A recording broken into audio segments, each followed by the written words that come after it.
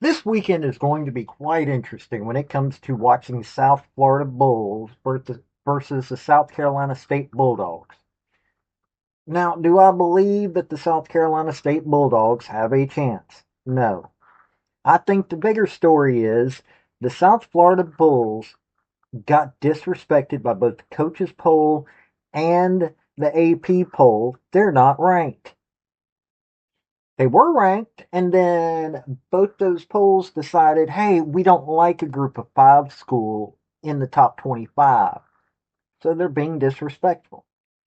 So South Carolina State has to go into an environment where you have a bunch of people that aren't happy. Now, Alex Golish is from the Josh Heupel way of thinking. Fine. One play, every play is resetting and getting into the mindset. You lost a little bit of that mindset the play before, but get back in that mindset the very next play. Just keep going at them. South Florida's not got the talent that Miami does. Of course, they were going to get beat by Miami, that this year looks to be on a roll. South Carolina State is a decent team. They're 2-1. Their only loss was to South Carolina, which happens to be an actual rivalry. Okay, it's FCS, FBS, and that rivalry has not mattered in a long time, but still, this is a MEAC school that is coming in and going to be dealing with the team that is just not going to be happy. So, hit like and subscribe if you like college football. We're going to get into this game, and let's go. Hey folks, this is Paul with Redneck Sports. I want to thank you for viewing my video, and I want to give you one thought process. There was a famous coach at the University of Tennessee by the name of General Robert Neyland. He had 6 maxims, but number 2 maxim is what everybody should apply to their life.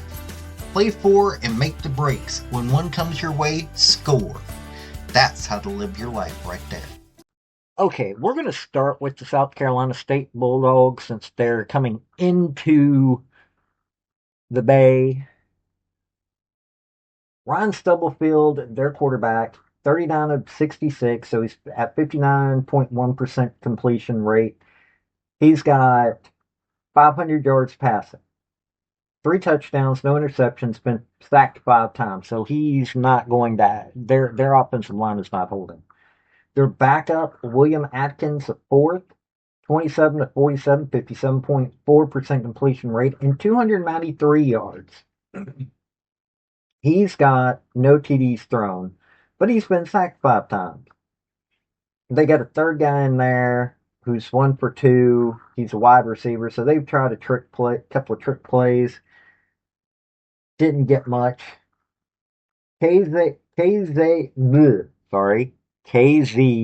Adams is their technically the leading running back. 30 rushes, 101 yards, long at 10, 1 touchdown. Now, Mason Pickett Hicks, now this guy, in my opinion, is the bigger stud. Um, he's an interesting dude. Looks like it's his freshman year. He's only got 13 carries. He's got 101 yards, 7.8 yards average, 69 is his long, and he's got a touchdown. Tyler Smith, 18 carries, 73 yards, 1 touchdown, long of 11. Ryan Stubblefield's got 14 carries, 54 yards, 2 touchdowns. So, it's an okay offense. Jalen Johnson, their leading receiver, has got 13 receptions, 207 yards. Now, that's impressive, but no touchdowns. He's not been able, long at 35, but not been able to get to the end zone. DeMonte Burgess has got 5 carries, 103 yards, long of 49, and a touchdown. Nicholas Soul, 2 catches, 23 yards total, 1 touchdown. Their offense is what looks to be primarily rushing, but it doesn't excite you. You're not expecting them. They're not going to be much of a challenge for this South Florida defense. Now their defense, they got they've sacked six people this year, six quarterbacks, got seven pass deflections, one interception, not no forced fumbles, but they've done a fumble recovery. Now, mind you, they beat Wofford 16-15. Bethune-Cookman was a 55-41 shootout. South Carolina, they went 38-10, so they were able to score 10 on South Carolina. They've got an offense that can do okay. Problem is that their defense is not helping them much in any of this. So yeah, South Carolina State's not much of a team when it comes to going up against an FBS team with better talent. And I'm not saying that there isn't any talent on uh, South Carolina State. Ryan Stubblefield came from Incarnate Word. Casey Adams um, came from Georgia State. He was there for 2 seasons. Didn't do a whole lot there, but he came from there. Um, Jalen Johnson came from, okay, now I'm going to McNeese Cowboys. Sorry about not recognizing McNeese quickly. But, yeah, that's what's facing South Florida Bulls. Now, let's talk about the Bulls. Um, okay, they lost badly, 49-12 against number 5 Miami. Okay, Miami set up a whole lot better than Boise State or Florida, but doesn't mean they didn't have some good things going on. Byron Brown, the name you should be paying attention to. 59-96, so 61.5% completion rate after going against two Power 4 teams. 747 yards, thrown two touchdowns, one interception, been sacked 7 times. Considering the teams he's gone up against, not surprised. Their offensive line's got to get a little bit better because they've still got to face some interesting people. Byron Brown still the leading rusher, 44 run carries for 111 yards, two touchdowns. Alvin Isaac still hasn't got a touchdown, but he's got 108 yards rushing on only 14 carries. So, and he's got a 49-yard run in there. Tertavious Norton still only got the one touchdown, 15 for 49. 3 touchdowns by rushing. Now, Chaz Nimrod has taken over in yards. He's got 10 receptions, 248 yards, long of 55, but no touchdowns yet. I'm waiting for Chaz Nimrod to get to that end zone. Chaz Nimrod is a really good player. He was at Tennessee, really good player. Deshaun Singleton, 9 receptions, 207 yards, long of 66, two touchdowns. Uh, Christian Neptune, 12 for 71, one touchdown. Their biggest headaches right now is they started out way too rough, but they showed up for it. 2-1 with that start. Yeah. Now, on defense, they got 3 sacks.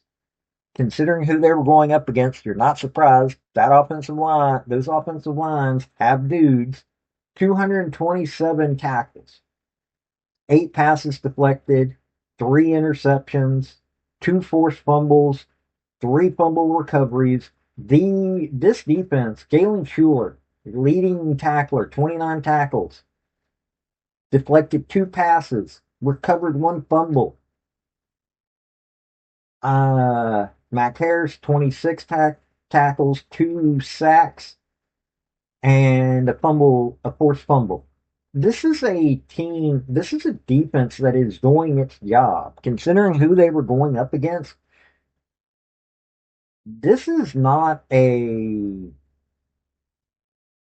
this is a team you should be paying attention to. Chaz Nimrod needs to break through to that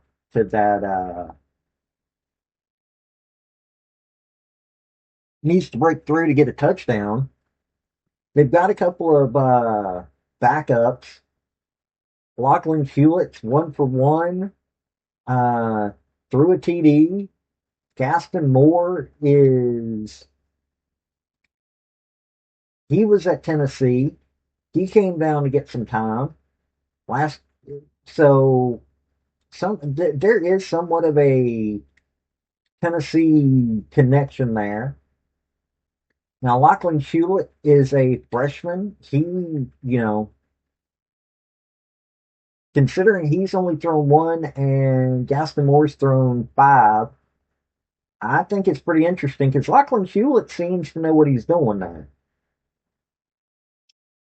This is a team that is going to be going in against the Bulldogs ready to let out their frustrations after what's been a rough 3 weeks. So yes, this is going to be a Bulls versus Bulldogs, and the Bulls are going to come out on top. They're mad, but they're still playing really high level football.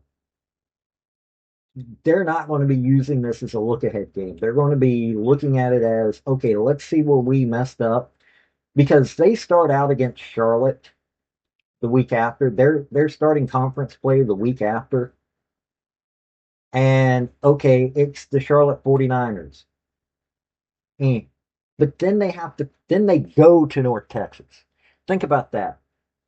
Here's a team that's already faced Florida and Miami in their home stadiums. Now they've got to go up against a tough North Texas team. And if you don't think North Texas is tough, you don't watch football. Then they've got Florida Atlantic coming to them. Don't think that's going to be a problem. Then they go to Memphis. Think about that. They're going to Memphis. Then they've got UTSA coming to them. Yeah, UTSA is not horrible. They're not. Then they go to Navy Marine Corps Stadium to face Navy. Then they end the year with 2 teams, UAB and Rice. So their toughest games are at the home. They've got to face North Texas, Memphis, and Navy in their home stadiums. Okay, they also have to face UAB Blazers in their home stadium, but their defense is going to get the biggest test in that game.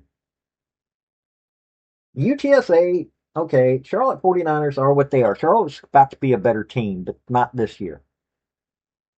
I think what's going on at Charlotte, hey, don't worry if you're an AAC fan, Charlotte's just got to take a year. Florida Atlantic, not a bad team, not a good team. But Memphis, Navy, and they're at home, and North Texas. North Texas ain't something to scoff at. They're 3-0. They've beaten Western Michigan, Washington State, and Lamar. This isn't a team that you need to go to sleep on. So South Florida's still got a few rough games ahead of them. And those rough games are not at their stadium. It's in the opposing team stadium. So this is going to be a recoup and recover game. That's what this game is, but they're also going to be probably going out a little bit upset. So this has been Paul with Redneck Sports. Y'all have a good day now. Bye. I want to thank you for watching my video. And if you like what you saw, like, subscribe, and comment. Y'all have a good day now.